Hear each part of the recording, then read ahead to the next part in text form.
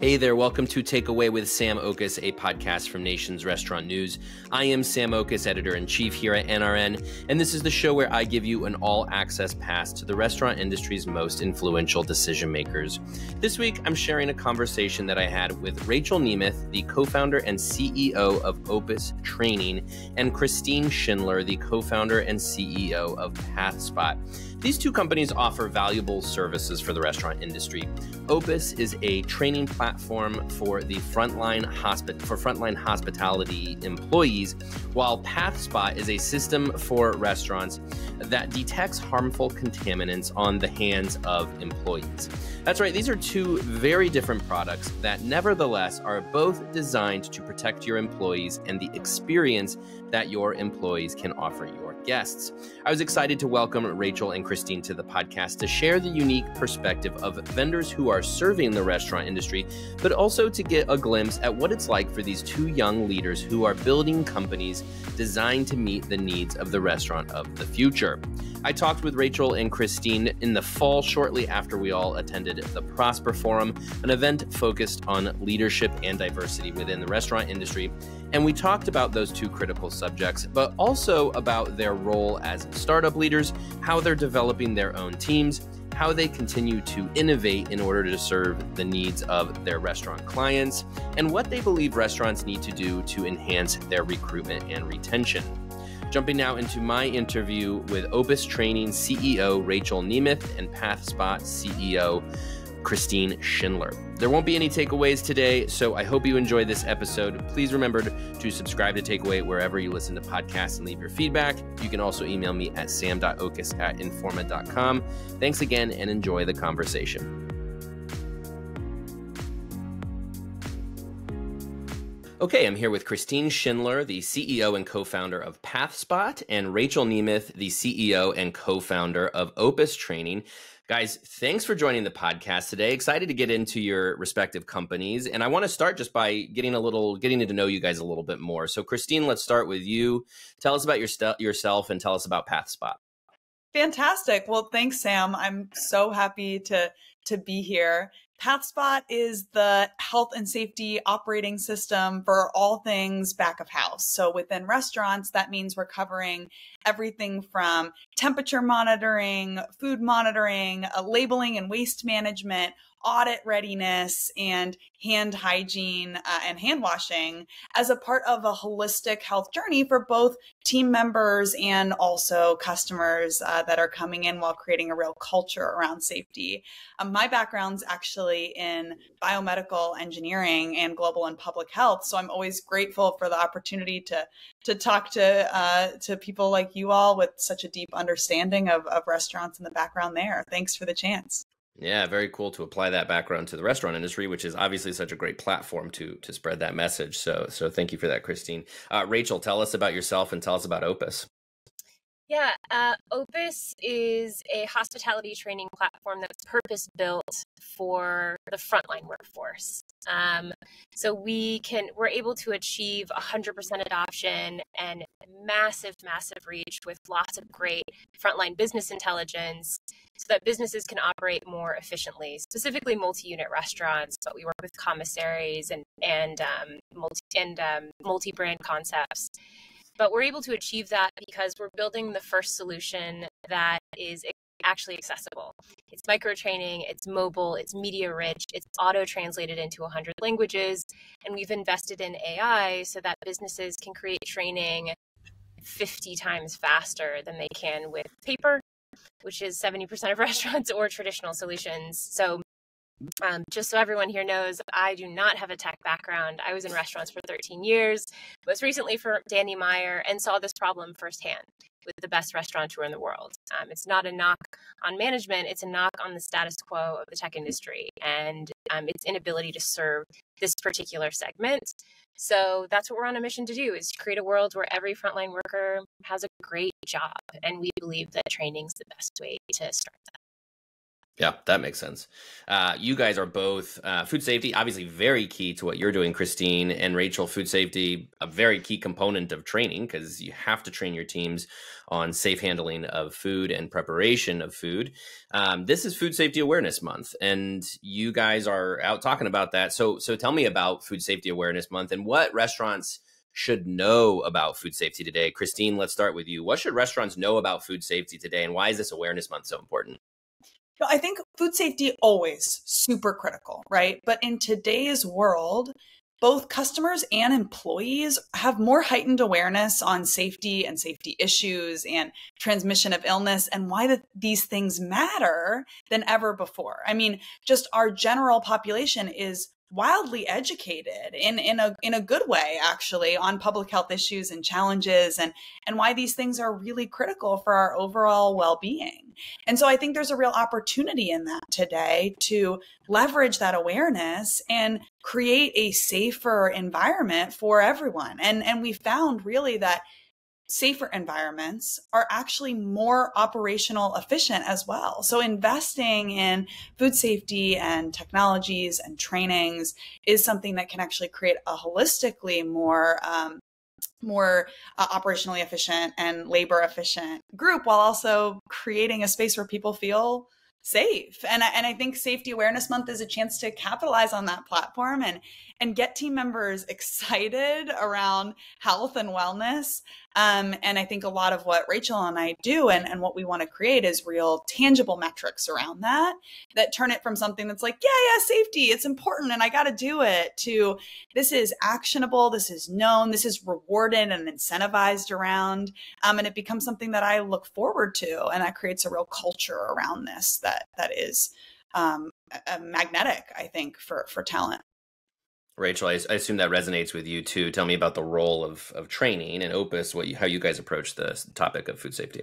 Yeah, I mean, and I have such an immense respect for Christine because she's really spent so much time in the hardware and software space solving this specific food safety problem.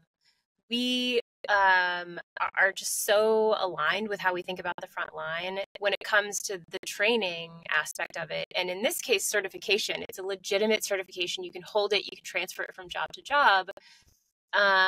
There's a ton of awareness around the fact that you need your food handler's card and your food manager card. Here's the problem. It's really hard to get, and there's tons of incumbents, and they all do the same thing.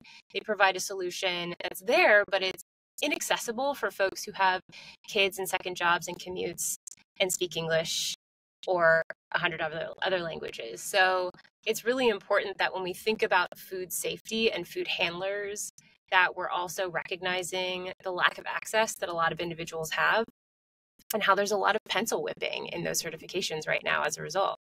So what we want to do is solve for that so that customers and employees are safer. There's still, I don't know the number, I'm sure Christine does, hundreds, if not thousands of deaths every year due to foodborne illness. And we want to make sure that we're solving that problem for businesses that have a reputation to uphold and that need to be not only an employer of choice, but a restaurant of choice. So for us, Food Safety Awareness Month is incredibly important because the concept of food safety exists, but the concept of food safety, the long tail on food safety and what it can really do to bring the front line forward isn't really in the forefront of people's minds right now.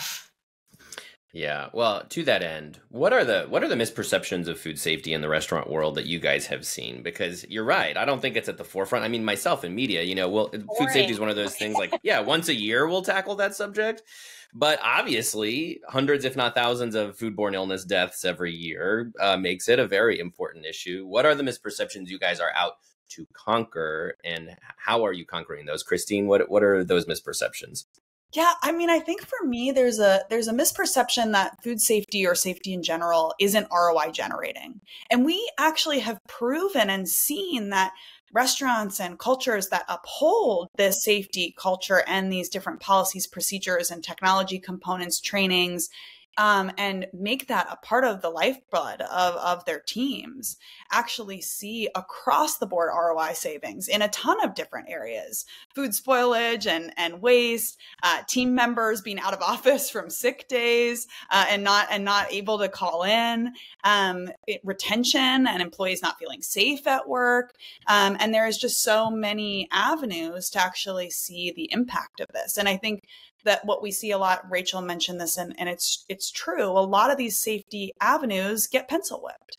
And the reality is that there are whole safety teams, both on the government side or auditors or within organizations, that have created SOPs for a reason. They know, hey, we got to do these safety things: check the temperature, wash our hands once an hour, make sure that the food is within code, because it's going to be better for everyone's health and wellness. But on a day-to-day basis, how often is someone like, look, check the temperature yesterday, I'll check the temperature tomorrow, I'm just going to write down that it's 20 degrees because it's usually 20 degrees. And that's the day that it's not, and someone gets really sick, and that there's dangerous implications at play. And I don't blame the team members by any means. I mean, you know how busy it is. It's insane. There's no time to handle these different things. But I think that's why we really look towards, and Rachel and I talk about this a lot, what can we do to handle that for teams so that it stays consistent, it stays known, and how can we use times like this month to elevate that message of the why behind these SOPs and regulations.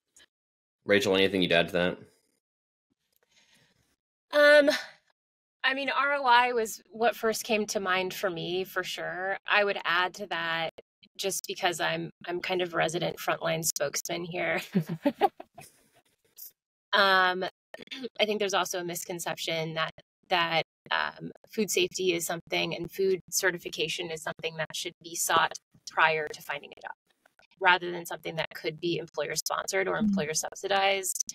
The cost of a sick customer or shutting down a restaurant is much greater than the cost of certifying an employee and making sure that they have the skills that they need in order to handle food properly and know about allergens and all of these important things that are changing every year. Like the sesame allergy just changed this year, and we're still seeing restaurants needing to catch up with that.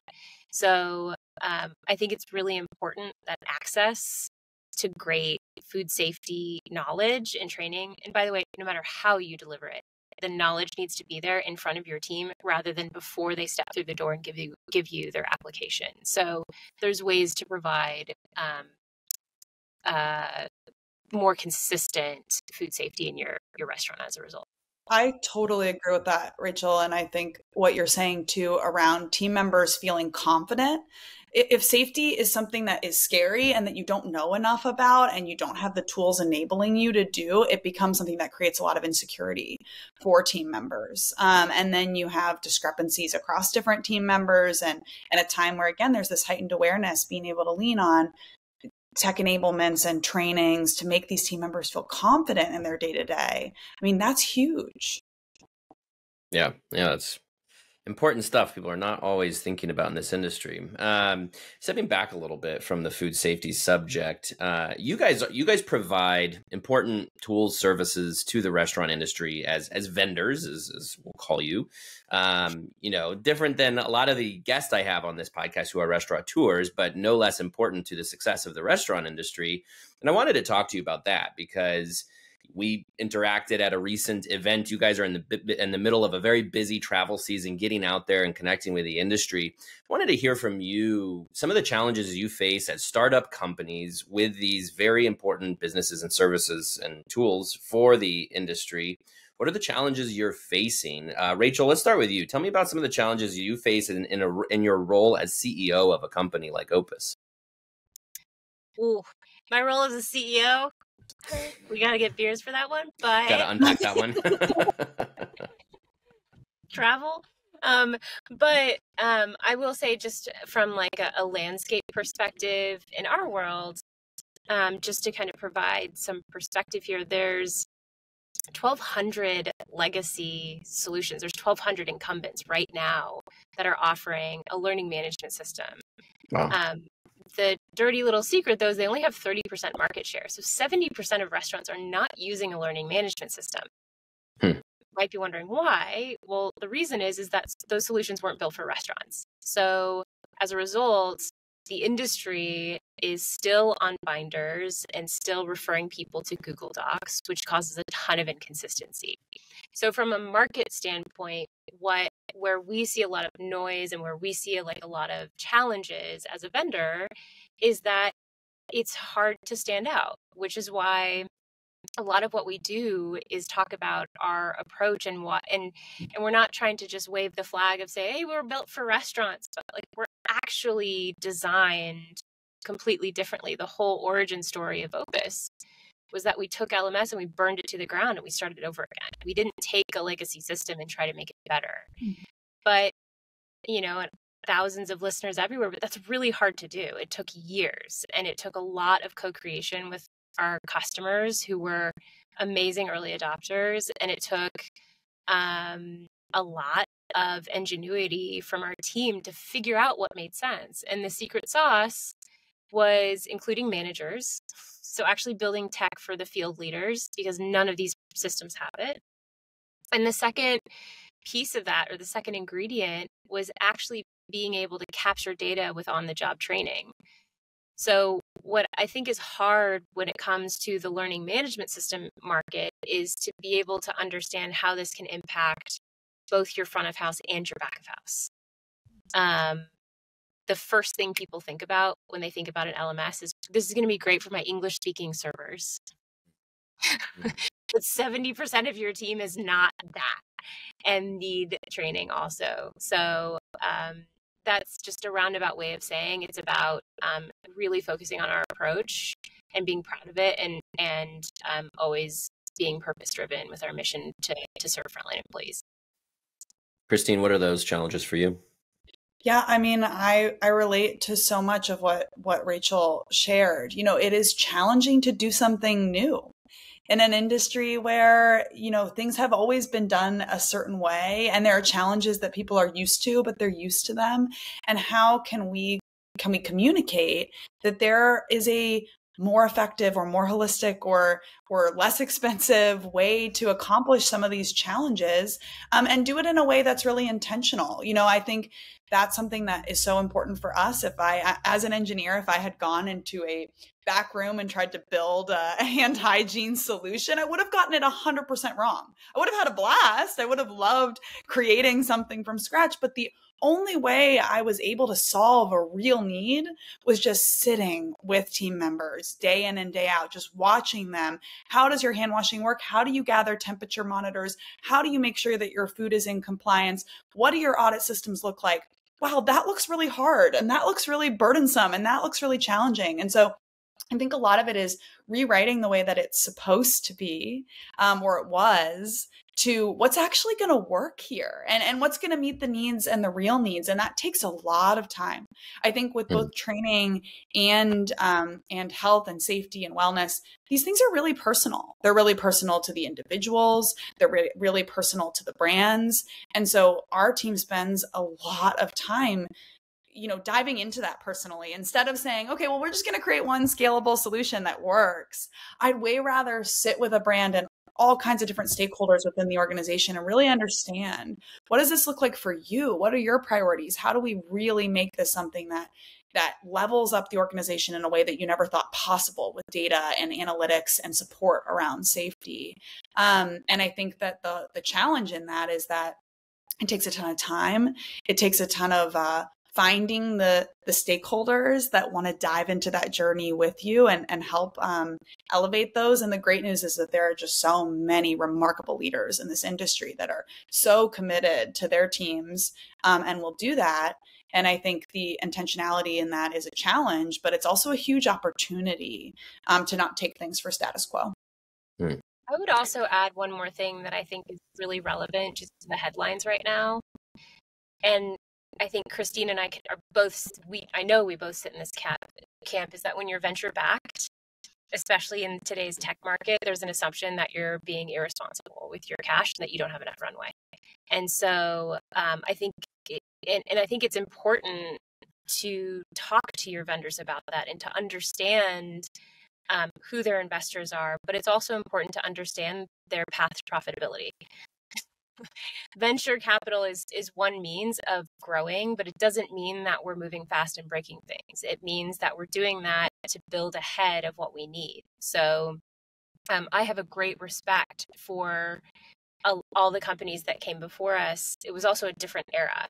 And so I think one of the things that we're seeing and feeling is just a need to educate folks a little bit more on what being VC backed means now in like the post, whatever this era of tech is called now, the post crash era. Post crash. Not post.com, because .com's gone. I don't know. You can come up with a name yourself right now. You could say anything right now and I would believe you. Post crypto? Is that, post crypto tech world? That's what we're going to call it. That's got a real ring. Yeah. Well, yeah. And Rachel, you mentioned just the sheer number of legacy systems that came before Opus, and I'm reminded of just the sheer size of the restaurant industry. Of course, again, restaurants are 1 million restaurants in the United States, 14 million employees, some give or take. And then, you go to the National Restaurant Association show, which I know you guys have been to, and just thousands and thousands of providers for this industry. How do you guys rise above the noise, get the attention of the industry, not just to sell your service, but to also remind them of the importance of what you guys are doing? Christine, how do you rise above the noise? I think for us, it's about finding the right partners at the right time. That's really important to me. I'm not going to say, yeah, you need a safety solution if you don't need one. And so a lot of it is, how do we attend these events, listen? I'll read the news. I'll listen to podcasts of leaders. I'll try to figure out, what brands would really get a ton of value from this today, and what pieces of the solution would be able to create that value, and customizing it. I think that's really the component that helps us rise above the noise. And I think a part of it as well is being able and willing and excited to integrate and build on what other organizations are doing. I will be the first one to say that there are so many incredible platforms. I get excited when a new platform or player enters the space, especially in health and wellness and safety. What a great opportunity for us to leverage what each other does really well. And how can we utilize what brands are already doing? I don't want to replace something that's working. Let's just make it even more impactful, or supplement it with something else, or create a more holistic package. I think that's been our path, which has proven really successful. No pun intended. Do you get sick of that? No, our path to. It's okay. It's okay. Do as many hands as possible, Sam. There you go. Well done. There you go. Rachel, how about you? How do you try to rise above the noise? At the highest level, 30,000 feet, it's about staying true to our mission. It's a bold mission to try to create a world where every frontline worker has a good job. It's a long journey, but I think that keeps us really focused in our conversations. I also would double down on Christine's point at another level of this, which is it's incredibly important to disqualify people. And so there's many potential customers that will say, hey, we're actually not a great fit for you, either based on your size or based on your current need. We want to make sure that you're getting the most value out of our product. So for example, SMBs, small businesses, actually don't need a training platform. They're too small. So 5 units and below, I have deep respect for them because that's where I came from in the restaurant industry. But we have a lot of great recommendations that we'll send to you that are a better fit. So for us, it's about staying focused so we can build the best product. And I think that actually ends up setting us apart from other folks at shows like NRA. And that's because we're not trying to be exclusive. We're trying to be a great fit for everyone.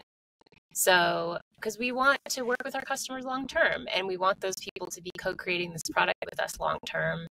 And you can't do that if you're listening to a 3-unit restaurant and a 400-unit restaurant at the same time. So we can all be a part of the same community, and we have a lot of resources for that. But for us, it's really about just kind of a really thoughtful, refined focus. No, that's great. I love that idea of the community, and I love the Yeah, communal nature of what you guys are doing, because I'm with you on that one, right? Which is like, this is a hospitality industry, so yeah. like let's all work together toward the same objectives. So It's about that's great. service. Yeah, Yeah, exactly. And I think that has been forgotten over the past 10 years or so, and I'm starting to see it come back at a lot of these conferences. I'm hearing that more and more of um, getting grilled on, listen, like, tell me about your service package. It's not just about your SLA, it's about everything. How are you going to train my team? Are you there for the long haul? Can I see your product roadmap? Can I meet your CTO? And those are questions that we want to be answering. It's great right. for us, and I think it's important for these businesses that are growing very fast and need that kind of support. Yeah, that's great. So to wrap things up, guys, I wanted to get your input on just advice you would have for restaurant operators. Of course, our audience, mostly restaurant operators, and they're really in the thick of it. I think a lot of especially emerging restaurant brands, they're leading these startup businesses, much like you guys are, but on the restaurant side of things. And always like to close my interviews by asking what some specific tips or advice you would offer to those leaders. Rachael, I'm going to put you on the spot and start with you. What are some of your tips that you would offer to a restaurant entrepreneur who's building their business in terms of, what they should make sure they're paying attention to, the do's and don'ts, I guess you could say, as you see it from your side of the industry? Yeah, great question. I think if I were to give any advice to emerging entrepreneurs in the restaurant space, I would say just a friendly reminder that competition is high and consolidation is happening. And so at the same time, restaurants are more online and they're more visible than they've ever been in the history of restaurants. So what that means is that it's more important than ever to work toward becoming an employer of choice. I've had these conversations with Josh from Big Chicken and Greg from Craveworthy, and these are, giants in the industry at this point, but they are still so cautious because they're kind of running with a startup mindset so often that it's not just about competing for talent, it's about having a brand that customers know takes care of their employees. And so it's things, yes, that like pay and benefits, of course, but it's also about the whole story. It's how are you training your managers and elevating them, because a lot of them are green. It's how are you thinking about your community? It's so many elements that lead to this 3-letter phrase that people keep talking about, but is actually a really important component of the next generation of restaurateurs, which is being an employer of choice. Yeah, that's great. Christine, final word. What are your tips that you would provide for emerging brand leaders, especially, but just restaurant leaders in general? I mean, I think I personally am so inspired by all of the incredible leaders and those that are growing their restaurant concepts and brands from scratch and are on that entrepreneurship journey. I think the first piece is like to trust their gut, and they're so in it. What sometimes I see, and I'll really push on people we're chatting with. They're like, yeah, well, I'm sure that would be great. I'm like, no, but what would make it worse? What would make it better? Like, to really leverage their own understanding of the industry that is so unique and is so incredible, so that it can bring everyone up, and to share those perspectives and to be vocal and to share where they're seeing it go, because they're the ones that are really seeing and experiencing it, and they can shape and engage vendors even more effectively by sharing those perspectives. Yeah, that's great. Christine Schindler of PathSpot and Rachael Nemeth of Opus Training. Guys, thank you so much for your time today. I really appreciate it. Thanks for everything. Thank you, Sam.